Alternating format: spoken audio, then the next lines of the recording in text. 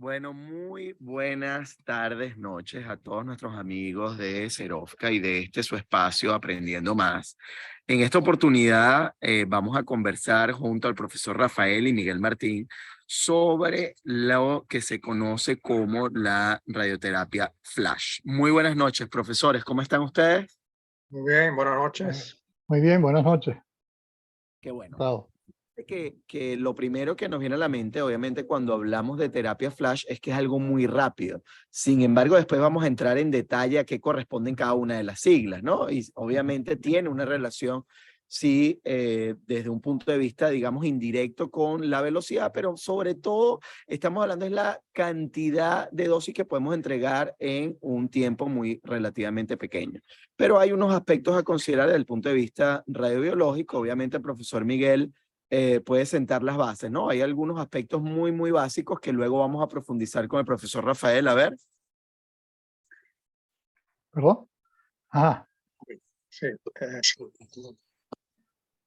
entonces, bueno, yo voy a comenzar hablando un poco desde quizás un poco lo más básico para dar pie luego a lo que va a comentar en más detalle Rafael sobre lo que podría suponerse como los efectos radiobiológicos o lo que hace la diferencia de una radioterapia flash entre una radioterapia convencional. Así. En primer momento, eh, si uno observa lo que tenemos típicamente cuando pensamos el efecto de las radiaciones ionizantes sobre el tejido vivo, hay una discriminación entre dos tipos de efectos. Un efecto directo donde hay una ruptura de la hélice, de una de las hélices o la doble hélice, las dos hélices de la doble hélice del ADN, y eventualmente eso produce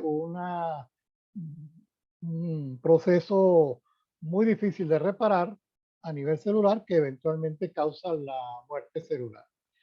Pero hay un efecto también que es indirecto, que es a través del proceso que ocurre de la radiólisis del agua, en la cual se produce una serie de especies eh, reactivas de oxígeno que eventualmente son capaces de producir radicales libres que interactúan con la molécula de ADN y producen cambios en la molécula de ADN.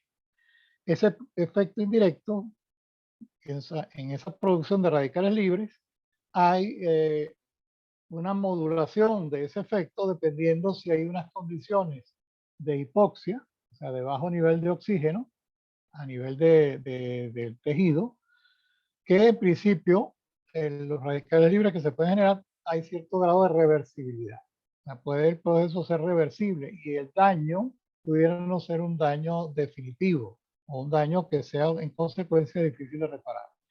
Y por otro lado, hay la situación cuando hay normoxia, que hay, digamos, niveles de oxígeno significativos, en las cuales el daño queda de alguna manera establecido, fijado completamente.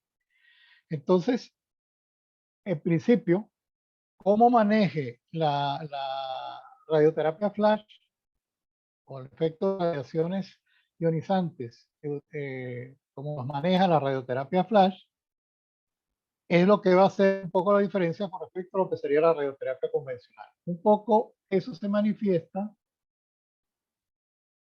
en estos dos caminos que básicamente siguen. Por ejemplo, pensando sobre todo sobre el tejido sano, la discusión que va a continuar se van a evidenciar de que los efectos a nivel del tejido tumoral son muy similares a los que ocurren en ambos tipos de radioterapia, tanto el caso convencional como el caso flash. Pero las diferencias sustanciales aparecen con relación con relación al tejido sano. Y en ese caso es importante darse cuenta lo que esta lámina manifiesta. Tenemos, por ejemplo, al lado izquierdo lo que sería la ruta en una radioterapia convencional y al lado derecho la ruta de una radioterapia con método flash. En principio, para poner un claro lo que es la leyenda, los triángulos amarillos representan la presencia de especies reactivas de oxígeno que son las que van a producir en principio el daño a nivel de tejido. Y lo que aparece en rojo es lo que indica la presencia de oxígeno. Entonces se observan dos efectos fundamentalmente. Por un lado, hay un efecto de disminución de las ROS, en el caso de la radioterapia flash, y además de eso, hay un efecto de disminución del oxígeno, o sea, de una mayor hipoxia del tejido normal y consecuentemente una resistencia a la radiación ionizante. Entonces, de alguna forma, esto es lo que yo pretendo mostrar para abrir boca para lo que va a comenzar a mostrar el profesor Rafael Martín. Claro, porque fíjense que entonces ahora con esta introducción que nos ha brindado el profesor Miguel, ahora queda la duda en la audiencia perfectamente posible en donde dice, bueno, pero ¿y entonces por qué no hemos hecho este tipo de terapias antes, ¿no? Y ya vamos a ver que justamente estamos hablando de que nos tenemos que remontar incluso hasta 40 años atrás, pero bueno, vamos a ver con el profesor Rafael. Vamos allí a ir descubriendo ahora los detalles de lo que tendría que ver desde el punto de vista de la radiobiología con la radioterapia flash. Entonces vamos a compartir pantalla. Ah.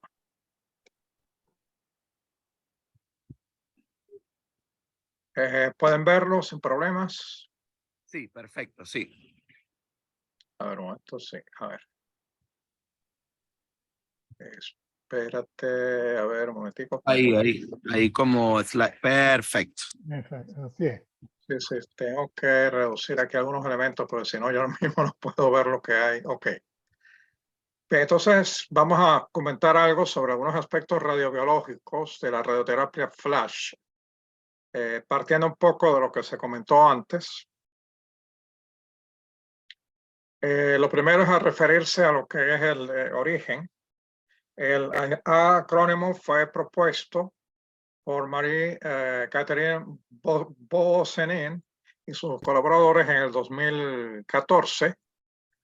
Claro, el acrónimo que se ve ahí pudiera, o sea, si uno lo lee hoy, pudiera no sentirlo muy vinculado a lo que básicamente estamos haciendo, porque en su momento fue pensado en términos de los tratamientos que ellos estaban haciendo con cáncer de mama. Y entonces allí, por ejemplo, el sistema linfático jugaba un papel central. La L que figura allí es por justamente eso, el sistema linfático, ¿no? Entonces, ya hoy en día, el acrónimo aplica para algo que es mucho más extenso. El nombre oficial que tenía era Fast Lymphatic Assessment Children Hypothesis. Pero hoy en día ya las implicaciones o el significado que tiene eso giran más en cuanto a que se está trabajando con altas tasas de dosis, con dosis ultra altas, de hecho. La publicación que le da el punto de partida a todo eso, vamos a verla en la siguiente lámina. Antes voy a comentar sobre lo que es el líder del grupo. La profesora la tenemos acá, está al frente del grupo en el Hospital Universitario de Lausanne, en la Universidad de Lausanne, en Suiza. Entonces, el detalle importante de esto es que el efecto como tal no es que se conoce a partir de 2014, sino que la cosa viene de mucho más atrás. Hay que retroceder 40 años. Ya hay reportes, yo había reportes que tenían que ver con el efecto que se observa en este caso. Pero lo que sucedió en esa situación es lo que sucede con muchas otras cosas. La interpretación en el momento no fue fácil y ya vamos a ver que no en el presente hay muchos aspectos que no resultan fáciles tampoco. Entonces había mucha confusión en cuanto a cómo interpretar los resultados y vamos a decirlo porque es así, hubo tendencia de abandonar el tema. O sea, hay reportes que no progresaron porque no se entendió qué es lo que estaba sucediendo. Hoy no tenemos una comprensión, por supuesto, completa, pero vamos a decir que ya tenemos muchas más ideas en cuanto a lo que puede estar ocurriendo. Entonces, su interpretación ha sido y sigue siendo, en ese sentido, podríamos decir, un reto. El trabajo que fue el punto de partida, o sea, que le da nombre a esto y que lo coloca, por decirlo, una nueva etapa, es este que estamos presentando acá, donde se supone que se establecen los puntos fundamentales de lo que vendría siendo el tratamiento en sí, como dije antes, con dosis ultra altas, y donde el punto fundamental es que se observa una respuesta diferencial muy importante cuando se hace la comparación de tejido normal con el tumoral. Estas pruebas hechas en ratones, como es natural en este momento, o sea, en ese punto de la historia, pensando en el ratón como el modelo animal que para los efectos de lo que nosotros queremos medir está suficientemente cerca de poder anticipar cuál sería la respuesta en seres humanos, ¿no? Entonces, ¿cuáles son las características? O sea, esto, según lo que está planteado allí, ¿cuáles serían las características generales de la radioterapia flash? Vamos a decir, entrega de dosis ultra altas al tumor blanco en un tiempo extremadamente corto.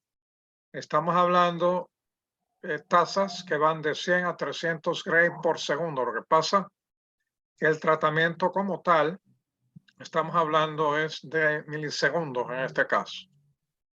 Hay otro detalle muy importante que lo vamos a ver más adelante. Uno es la tasa de dosis, pero otro punto muy importante que se ha observado en la práctica, que hay que resaltar, es lo que ocurre con la dosis total.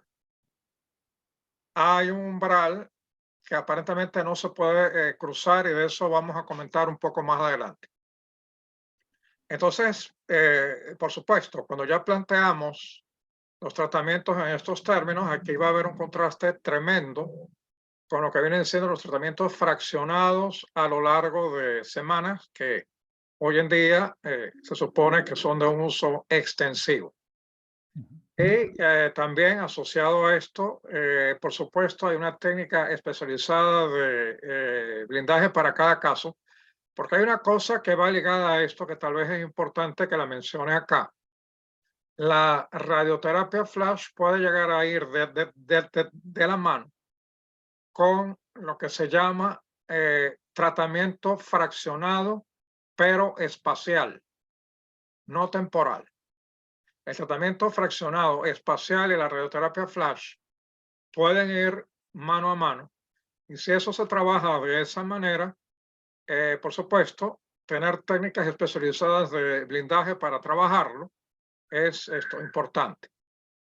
Entonces, ¿qué se observa cuando se trabaja dentro de los límites que parecen ser recomendables en este caso y que vamos a ver esto un poquito más adelante? Se reduce el riesgo de toxicidad al tejido normal circundante, que ese es un objetivo bien importante en principio, pero ya vamos a ver que inclusive recientemente, esto último que voy a comentar ahora pudiera tener otra vuelta diferente, inclusive sin perder efectividad en el tratamiento del tejido blanco. O sea, acá el tema, como se centra originalmente, es más o menos en esta forma.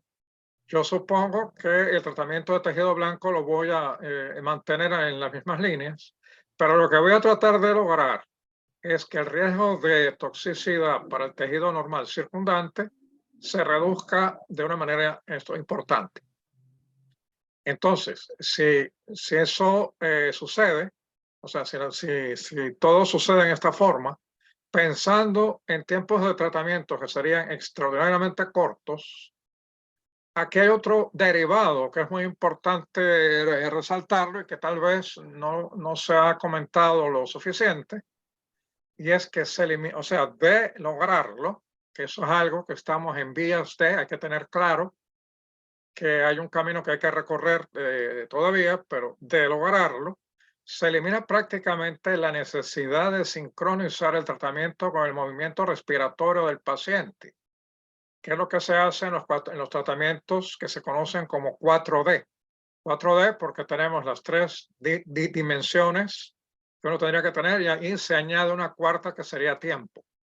Para comentar brevemente esto, o sea, cuando se da un tratamiento en 4D, se hace todo un estudio previo del paciente, ver el ritmo de respiración que tiene para tratar, y esto ya tiene unos cuantos años, tranquilamente ya ahora pudiéramos hablar de casi 2 décadas, ¿no?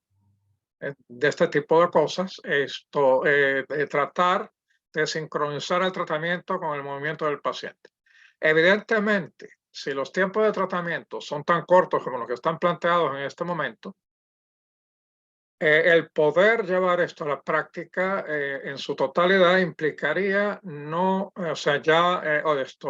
preocuparse por la sincronización que estamos hablando. O sea, porque ya allí no habría que perseguirla, ¿no? O sea, aquí, y bueno, y por supuesto, al ser más cortos los tiempos de tratamiento, el número de pacientes a ser tratados se supone en un periodo útil, pues se supone que es bastante más extenso. Esto podría ser de gran utilidad en centros donde hay que tratar un número de pacientes importante. Entonces, ¿cuáles serían los elementos fundamentales de la hipótesis? La hipótesis fundamental, ¿cuál es? Tasas de dosis ultra altas pueden activar procesos celulares que estimulan los mecanismos de reparación del ADN en células normales, a la par de mantener al menos la misma efectividad, y este punto es el que hay que subrayarlo, en el tratamiento del tejido blanco. Entonces, ya como se comentó antes, como se comentó en la introducción, se ha sugerido que las altas tasas de dosis pueden incrementar la producción de especies reactivas de oxígeno en células, lo que a su vez activa los mecanismos que estimulan las enzimas que reparan al ADN y otros mecanismos de protección que encontramos en células que van a ser normales.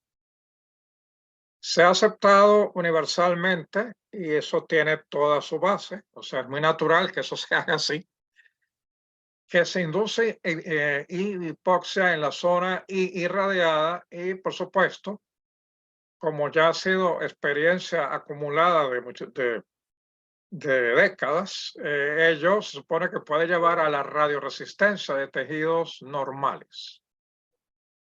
Pero, aparte de todo esto, y ese es el objeto de lo que yo estoy comentando ahora, o sería la idea de estos comentarios que traigo en este momento, vamos a tener la circunstancia de que hay 3 tópicos adicionales de particular interés que hay que considerar, ¿no?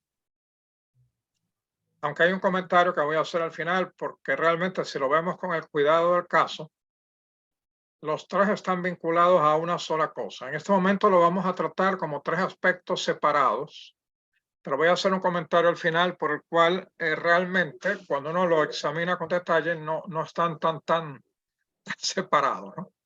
El primero es los efectos sobre la metilación del ADN cuando es irradiado, por supuesto, que básicamente el cambio en el estado de metilación del ADN va a determinar, eso ya se conoce, cómo la célula expresa básicamente o se expresa en términos de sus funciones y mecanismos, ¿no? La metilación de ADN lo que hace simplemente es no eliminar, pero temporalmente bloquear información que el ADN contiene, que está vinculados a las funciones y procesos en la célula. El que el bloqueo se dé, por supuesto, es muy importante para lo que tiene que ver con el que se dé o no se dé. Va a ser muy importante para los mecanismos que tienen que ver con la respuesta que hemos venido comentando hasta ahora. El segundo sería el efecto sobre la regulación que tiene que producirse por los microRNAs irradiados Esto es algo que ya tiene tiempo manejándose, no es un aspecto nuevo. Yo diría que ya hay tranquilamente más de 2 décadas en este tema.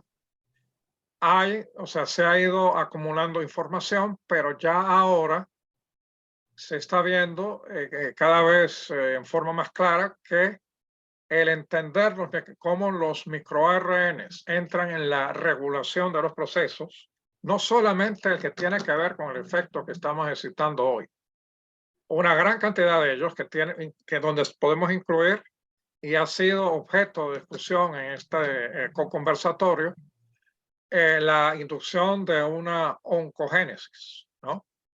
Entre muchos otros. Entonces allí ese sería un segundo punto importante. Y el tercero, que ahora modifica lo que había sido planteado, si se quiere, en la hipótesis inicial Flash, es el efecto bystander específico sobre el tejido blanco, que lo que significa es que, por ejemplo, yo voy a tener una entrega localizada de alta tasa de dosis en un sector de ese tejido, y cuando yo afecto un sector de ese tejido, lo que ocurre en el sector puede eventualmente alcanzar al resto. Cuando yo hago eso, puedo lograr una mayor efectividad de la forma en la que trato, porque, entre muchas otras cosas, algo muy importante es que voy a producir menor daño en el tejido normal. O sea, cuando yo puedo localizar la entrega que yo voy a tener, ahí voy a tener una repercusión que es esto importante, pero también va a haber un efecto en el tejido blanco.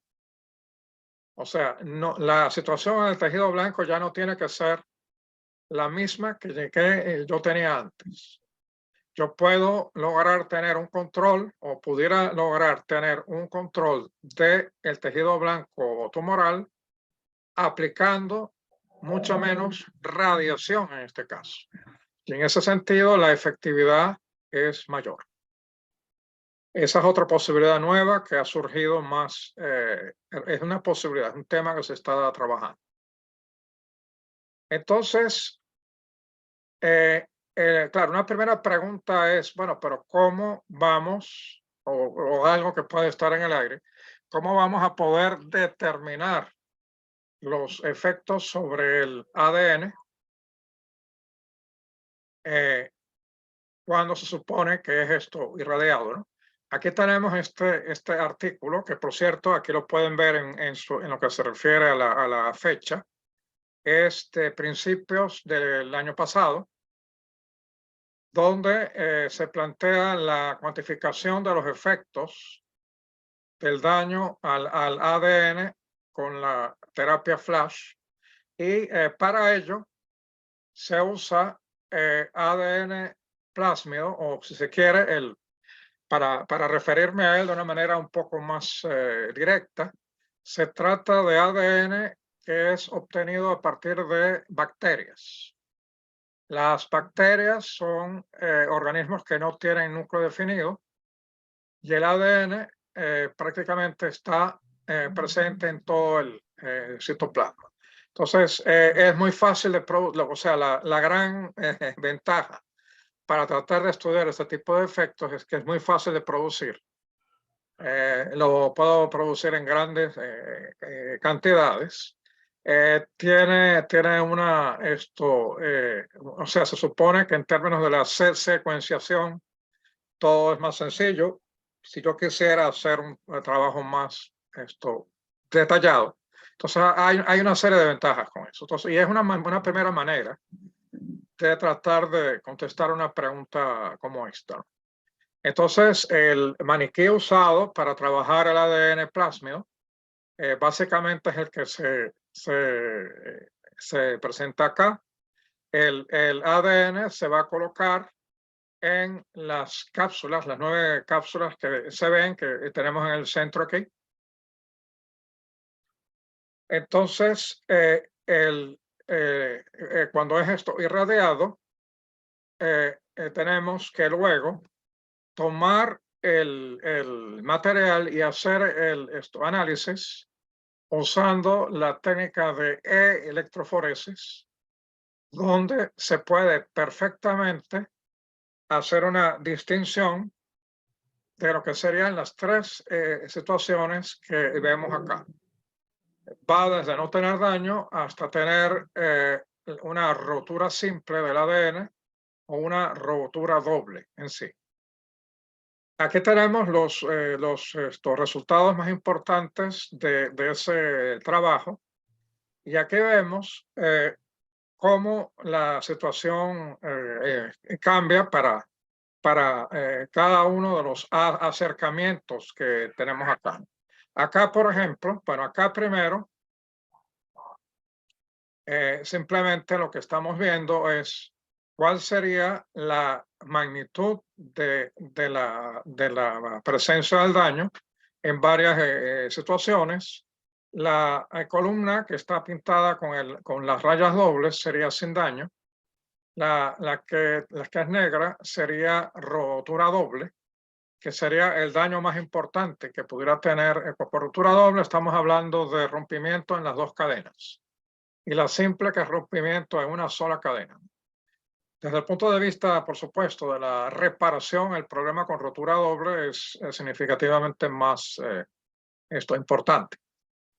Entonces, acá tenemos las dos columnas primeras, sería el grupo de control, que es el grupo que no se irradia, porque y claro, entonces alguien puede sorprenderse al ver de que aquí hay daños con rotura simple. Lo que pasa es que los procesos naturales que podemos encontrar en ese caso pueden llevar a esa situación. O sea, el metabolismo que la célula tiene va a generar, o puede generar, para ponerlo en un lenguaje simple, radicales libres que lleven a que ello suceda. Y entonces es fundamental, por supuesto, tener el control aquí para poder comparar. Y luego, la comparación es entre dos técnicas para irradiar. Básicamente, la que está marcada acá como SDR sería la convencional, y la que está marcada como F es lo que vendría siendo la terapia flash. Entonces, acá vemos lo que ha sido, o lo que vienen siendo los parámetros fundamentales que tienen que ver con el experimento. La última columna sería el número de muestras que se considera para cada caso, porque acá las barras que tenemos en el tope serían las barras de error. Los números de muestras no son iguales, pero son comparables, ¿ok? Acá tenemos otra columna con la tasa de dosis, donde, bueno, acá, claro, el control obviamente, tanto en la dosis que se entrega o en la tasa de dosis, aquí va a tener 0, pero aquí para SDR, que son estos dos casos que estamos viendo acá, la tasa de dosis está es básicamente la misma, es de 0.167 gray por segundo. En tanto que acá tenemos dos muestras, o sea, dos grupos de muestras para flash, que serían las 50 y las 100, y dentro de las 50 hay una distinción de 20 y 30, que ya yo voy a comentar qué es lo que es. Las de 50 y las de 100, 50 y 100, el número se le pone porque la tasa de dosis en cada caso está cerca del número 50 y de 100. Aquí hay un primer grupo, las F50, que es con flash, fueron sometidas a una tasa de dosis de 46.6 gray por segundo, que es una alta tasa de dosis. Y acá la 100 estaría en 93.2. Lo de 20 y 30 tiene que ver con la dosis total, que acá vemos que lo hemos hecho para todos los pares de muestras que queremos considerar acá. En el caso de tratamiento convencional, tenemos unas tratadas de tal manera que el total entregado es 20 gray, acá el total es 30. Y lo mismo sucede con las flash. F50 es de 20.27, aquí 31.46. Y F100 tiene 20.09 y aquí 31.07. Profe, nos preguntan aquí desde la audiencia justamente la planificación, es decir, la planificación basados en esa tasa de dosis. Es una planificación con campos, o sea, ¿cómo se estructura? Lo que pasa es el campo, acuérdate que el campo tiene, ahora vamos para atrás un momentito, los campos tienen que irradiar las cápsulas que tenemos acá. Claro. Entonces, lo que es evidente es que se supone que tiene que ser campos pequeños. Exacto. ¿Ok? Que no sé si eso responde a la pregunta. Aquí el Sí. campo que tenemos que usar es pequeño. Sí. ¿Ok? Ok, entonces, ahora fíjense qué es lo que sucede aquí, ¿no? Ahora ya teniendo esto claro es que podemos comparar las situaciones que tenemos acá. Cuando vemos la SDR, aquí tenemos la 20 y la 30. ¿Ok?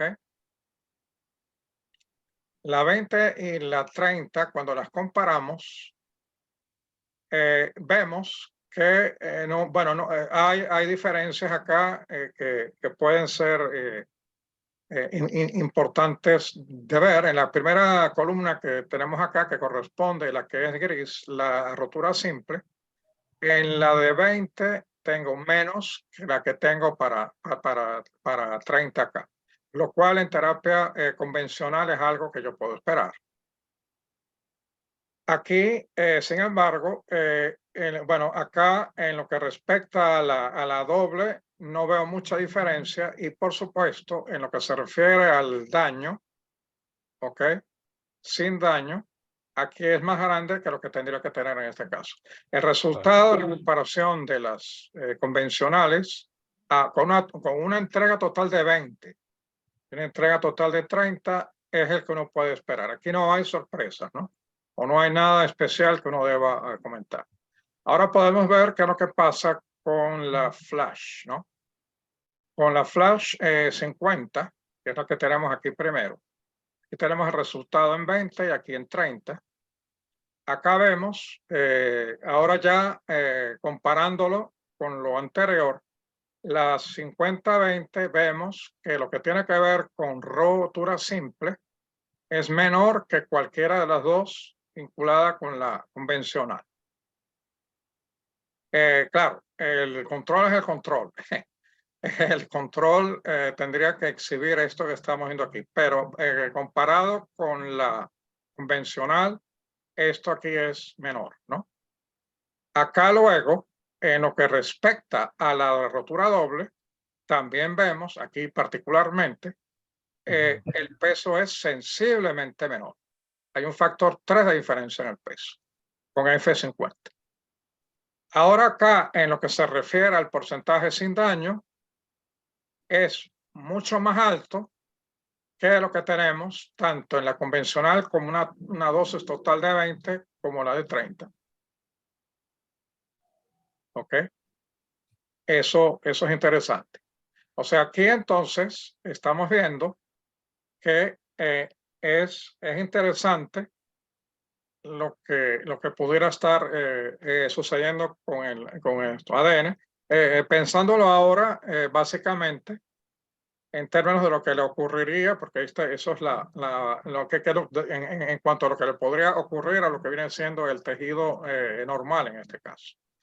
Pero ahora fíjense qué sucede, y esto es aquí fundamental, con la misma F50, la misma F50 que tengo acá, cuando la dosis total es 30, cuando la dosis total es 30, vemos que el daño de rotura simple se hace mayor que la de 20. El daño de rotura doble aquí se duplica y ha habido una reducción importante en lo que se refiere a lo que no debiera tener daño. O sea, dicho en otra forma, al llegar a este punto de dosis total, no estamos haciendo las cosas mejor. Y eso es algo que aquí yo se lo he presentado con este ejemplo, pero eso es algo que uno encuentra a través de la literatura.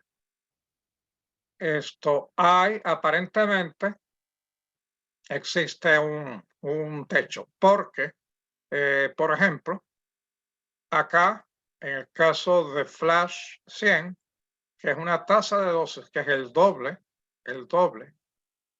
de la que usamos aquí, encontramos que sí, o sea, se compara con los casos convencionales.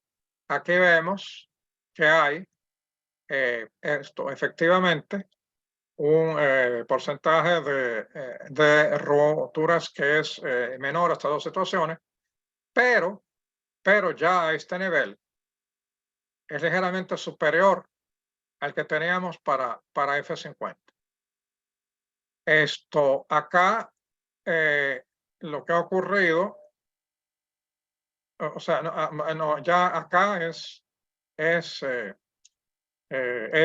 sí, acá, o sea, el F120 es ligeramente mayor al F50. Claro.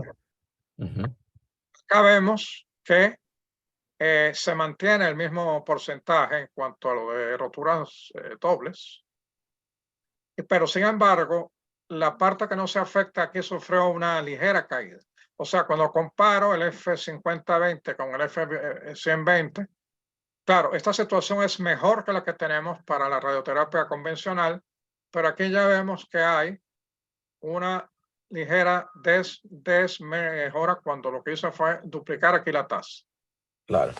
Aquí, en este caso, cuando tenemos F130, comparado con el F120, tenemos una situación que se parece a la anterior.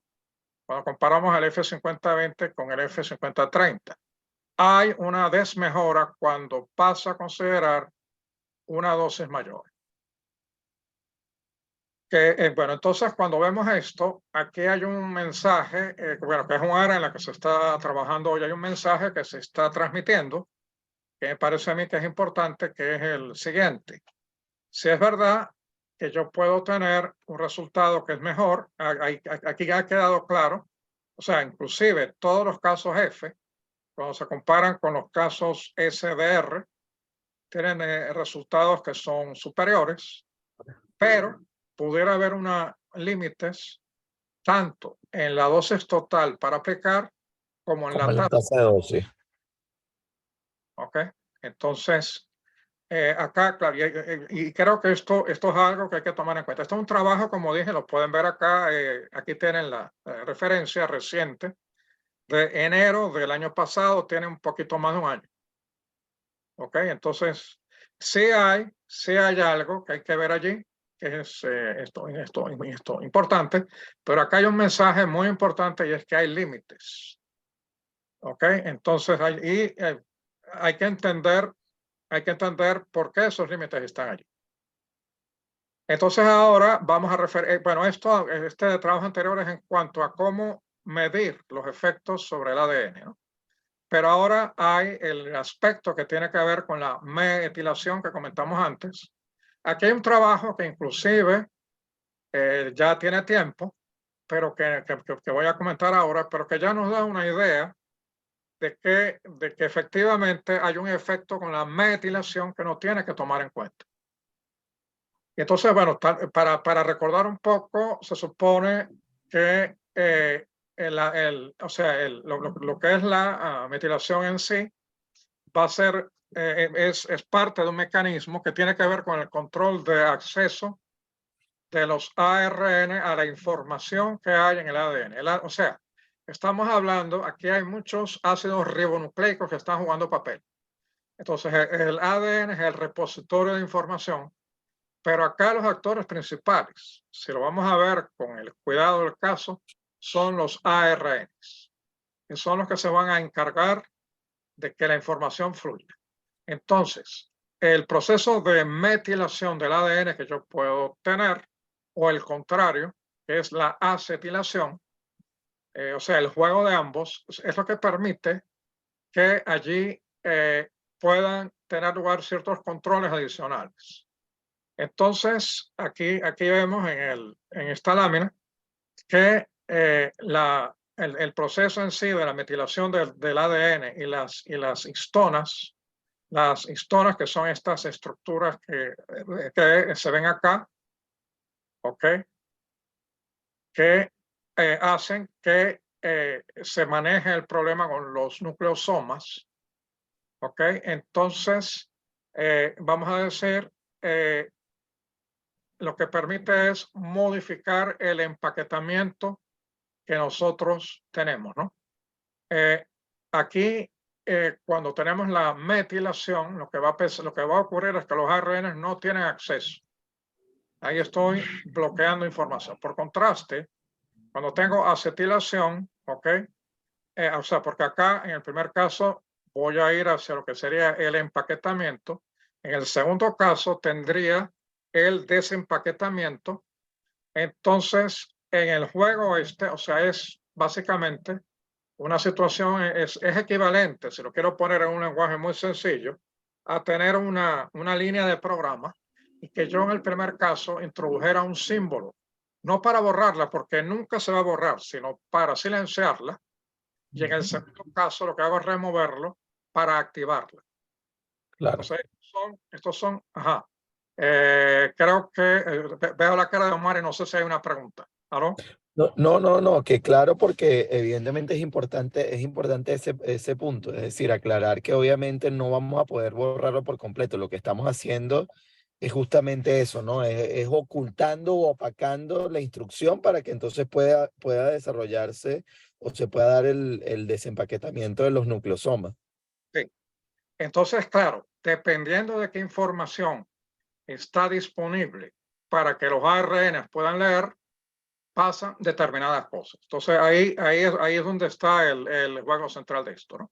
Entonces, ya yendo a lo que tiene que ver con lo que nos importaría en relación al flash, aunque este trabajo, y acoto esto para que se vea, es anterior a la fecha que mencioné. Entonces, esto es 3 años antes de que se introdujera la idea con el grupo que yo comenté antes. Pero este artículo es importante porque nos permite ver que sí va a haber, este artículo es importante porque nos permite ver que sí va a haber un efecto en la metilación.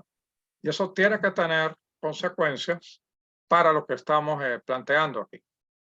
Entonces, primero, en el caso del trabajo que vemos acá, ellos trabajaron básicamente con estas dos líneas celulares, células clonogénicas RKO, que están asociadas a lo que tiene que ver con tejido y células clonogénicas AG01522, que esencialmente son fibroblastos. Aquí no podemos hablar de una tasa de dosis alta.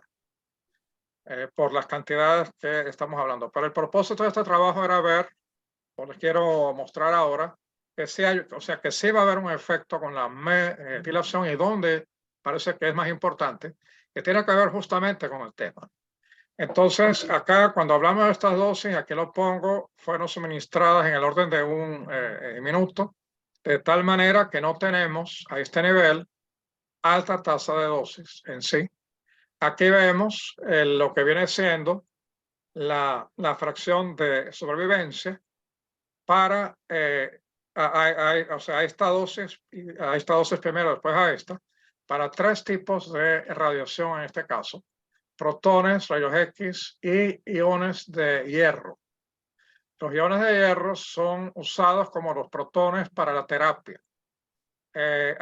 Tanto en los protones como en los iones de hierro, yo tengo lo que se conoce como el pico de Bragg, que tiene la particularidad, dependiendo de qué rango de energía, etcétera, yo selecciono, yo puedo tener una entrega de dosis muy importante a una profundidad que es controlada.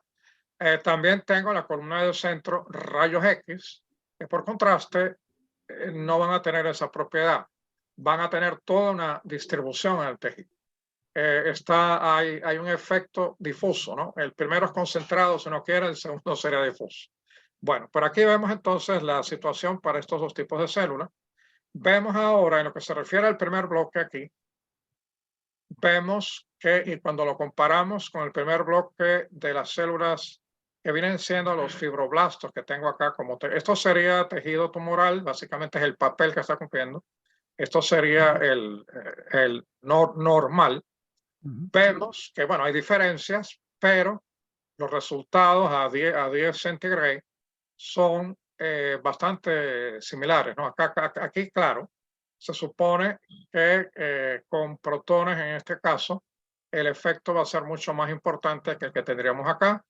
Pero, por ejemplo, lo que se refiere a rayos X, hay poca diferencia entre los dos. Con los iones de hierro también. Hay una diferencia, porque sí cabe decirlo, cuando comparamos a 100 centigrade, la hay entre lo que vendría siendo las RKO y los fibroblastos que tenemos acá, donde la diferencia queda resaltada porque para el caso de los rayos X, la sobrevivencia de los fibroblastos va a ser significativamente mayor. ¿Ok? Bien, hasta ahí no hay nada muy particular. Vamos a ver, comentar rápidamente porque donde viene el punto interesante es justamente la siguiente lámina. Aquí vemos cómo tuvo lugar lo que viene siendo la inducción de los micronúcleos para las tres formas de irradiación que comentamos antes. Y fíjense que también aquí vemos que no hay una diferencia muy grande en lo que respecta a protones y rayos X a 10 centigrade. Sí la hay, pero no a favor del tejido normal en este caso. Sí la hay significativamente más importante en el tejido normal. Y luego, a 100 centigrade, sí hay diferencias, pero son similares para los dos tejidos aquí. Entonces, hasta este punto me diría, bueno, pero ¿cuál es la diferencia entonces? Fíjense, aquí estamos hablando a baja tasa de dosis. Ahora aquí viene el punto que tal vez es interesante. Estos serían los cambios observados en la metilación. Aquí tenemos los porcentajes de diferencia observados con respecto al control en este caso, tanto para las células RKO como los fibroblastos. Y aquí vemos que sí hay diferencia importante, significativa, tanto a 10 centigrade como 100 centigrade. 10 centigrade, que es una dosis 10 veces menor que la que tengo aquí. O sea, la tasa de dosis aquí sería 10 veces más baja que la que yo tengo acá. Entonces, es de observarse que hay una diferencia importante, por ejemplo, ya con una dosis baja o baja tasa de dosis en este caso, en lo que respecta, estos son cambios en la metilación, en lo que respecta al tejido que está vinculado con los fibroblastos acá, con rayos X y con los iones de ¿cómo se llama? Hierro. Acá, y lo que ocurre con los protones y los iones de hierro, lo que ocurre con los rayos X, de manera bien interesante, va en la dirección contraria en los dos casos. O sea, casos de protones y iones de hierro va en la misma dirección. Aquí es mucho más importante en este caso. Y perdón, a 100 centigrade es más importante todavía cuando se hace esta comparación. Y vemos también que lo que ocurre con rayos X va en la dirección contraria. Lo que es una reducción aquí es un incremento. Lo que ha sido un incremento es una reducción acá. Entonces aquí estamos viendo que la metilación produce cambios muy importantes en, que la radiación produce cambios muy importantes en la metilación que estamos viendo. Y entonces los procesos están vinculados a esto, que pudieran ser parte de los mecanismos de reparación que estamos tratando de considerar en este caso, se van a ver que afectados. Esto para el caso en que todavía no se ha llegado a los niveles de tasa de dosis que mencionamos antes. Pero ya a este nivel, el efecto es perceptible. Entonces, Si me permites, yo quería, de lo que has comentado hasta ahora, acotar dos cosas. Esto último que has presentado está demostrando de que dependiendo del tipo de radiación, hay unos cambios bioquímicos que son diferentes. sí, Sí. sí. Entonces, ya la cosa no es tan simple como pudieron no pensar en un primer momento, de decir, bueno, hay unos factores para estimar la dosis efectiva y la dosis equivalente que dependen de la calidad de la radiación. Porque ya estamos dándonos cuenta de que efectivamente, a pesar de que hay dos radiaciones aquí que son producidas por partículas cargadas, no tienen el mismo efecto. Hay una sustancial modificación en cuanto a si queremos pasar de dosis a dosis efectiva y dosis equivalente. Eso por un lado. Por otro lado está lo que tú mencionaste antes con el ADN, con el de los plásmidos. Hay como una especie de, yo lo veo como que hubiera una especie de mapa donde una de las direcciones del mapa es tasa de dosis y otra dirección del mapa es dosis. Y ahí hay ese espacio, hay una definición de zonas donde es efectivo o no. O sea, es como si fuera un espacio de fases. El equivalente físico sería un espacio de fases. Uno sería como una coordenada, dosis, y otro sería como una velocidad o cantidad de movimiento, tasa de dosis. Y de alguna manera la respuesta se podría ubicar allí.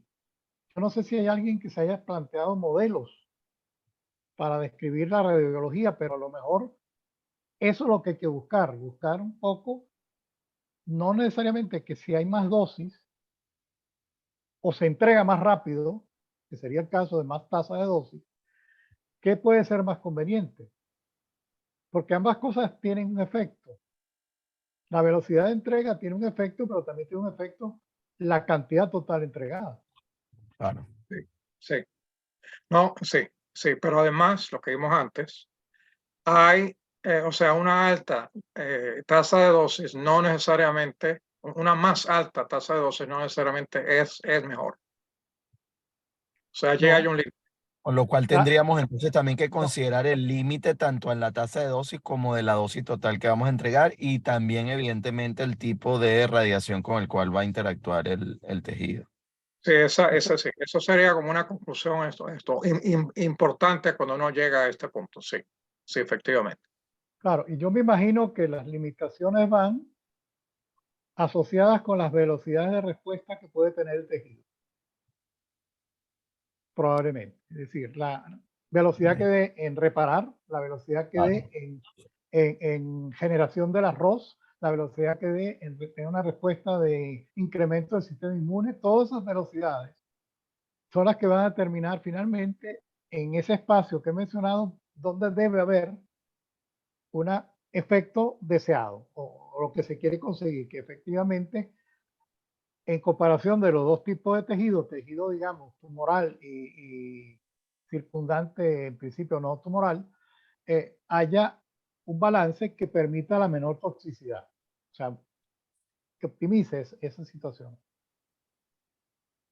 Sí, yo creo que ahora cuando llegamos a este punto y comentamos estas cosas, creo que resulta claro por qué no ha emergido del todo una imagen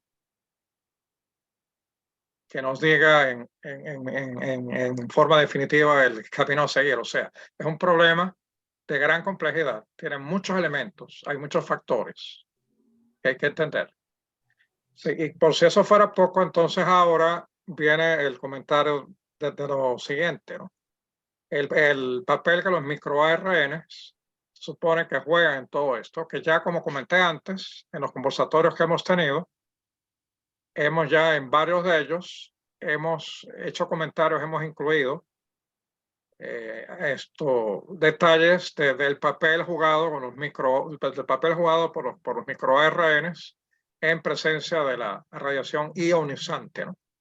Yo no sé pero si les parece más bien dejar esta parte para una segunda entrega. No sé qué opinan ustedes, José Ramos. bueno, como se quiera. Aquí, bueno, lo que pasa, yo traté de hacer un resumen porque Sí. pensé que iba a tener poco tiempo para esto, pero si hay más tiempo, si hay más tiempo después, mejor, como yo lo veo. Yo creo que analizar el tema de los micro RN ahora como ese, digamos, ese papel protector que ya hemos abordado en otros conversatorios, creo que es importante para una segunda entrega, como para que nuestra audiencia quede allí pendiente para una segunda tanda, ¿les parece? Eso es A mí me, perfectamente posible, me sí. parece bien. Yo nada más agregaría una cosa. El micro ARN es una sola cadena de ADN, o sea, es un ARN. Él puede ser dañado o modificado por las radiaciones. O sea, no tengamos a pensar, pienso yo, ¿no?, que ellos van a estar exentos de ser alterados por toda la radiación que se está recibiendo a nivel del tejido.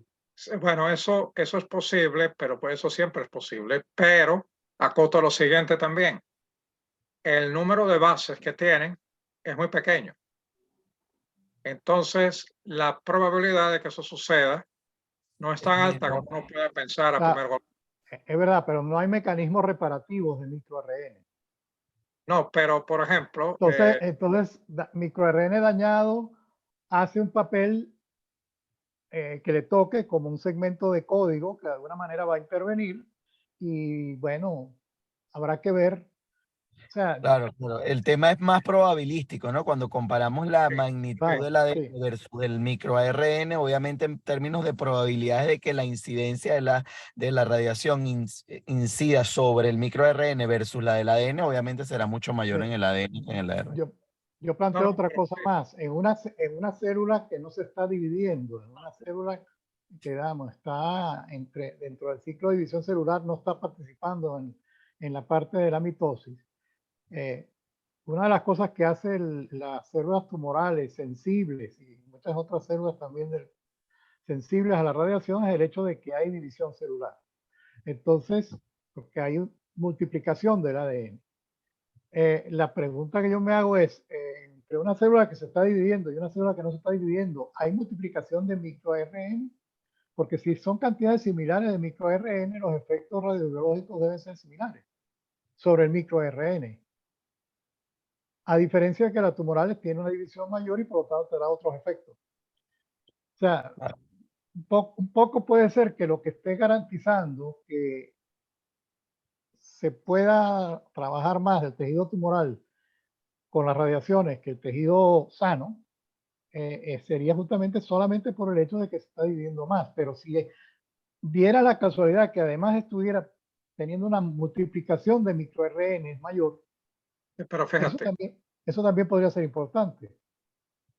bueno, lo que pasa es que, por ejemplo, si vemos el problema de rotura de la cadena, o sea, es una cadena corta que se cierra sobre sí misma, pero si hay rotura, una cadena que ya de por sí es corta, porque ese es otro aspecto también que es importante, ya pierde su funcionalidad en forma que es casi total.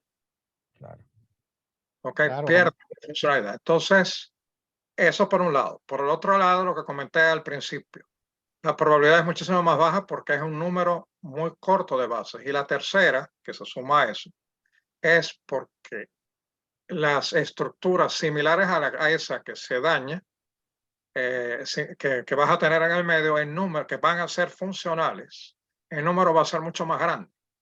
Y eso es lo que va a determinar que el proceso vaya a tener lugar finalmente. O sea, el que sea pequeño, que el número sea grande, comparativamente hablando a lo que se pueda perder, la pérdida de funcionalidad de una estructura que tiene 25 bases solamente, ya te da la pauta de que debe ser o sea, es parte, vamos a ponerlo de alguna manera, él solo de un mecanismo relativamente robusto cuando se compara con las otras estructuras que son mucho más complicadas y extensas, ¿no?